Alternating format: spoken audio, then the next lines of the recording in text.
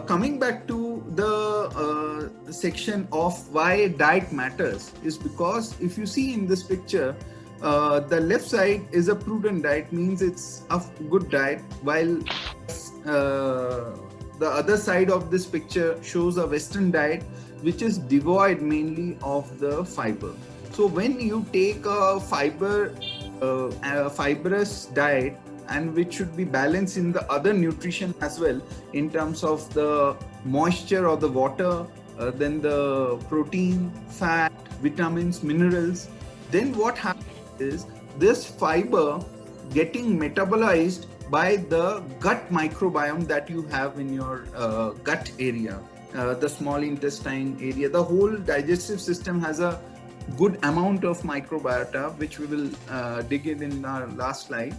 So once the microbes eat this fiber, it generally converts into short chain fatty acids, which is known as SCFA in a short form.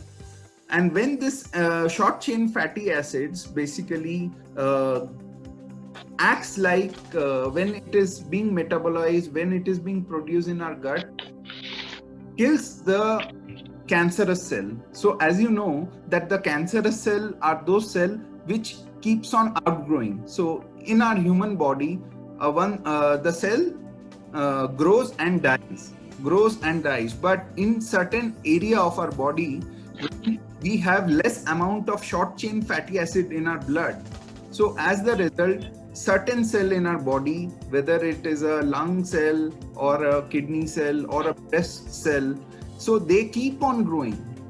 Then when it is forms a lump, it becomes a tumor, it is visible, and then the biopsy is done. Then the doctor tells to the patient that you are having a cancer, whether it is a stage 1, stage 2, stage 3 or stage 4.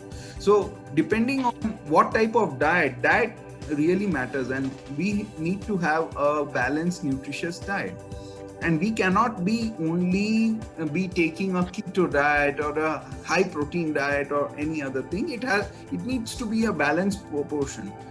Why fiber is again very important is because people are not taking it very seriously in their diet.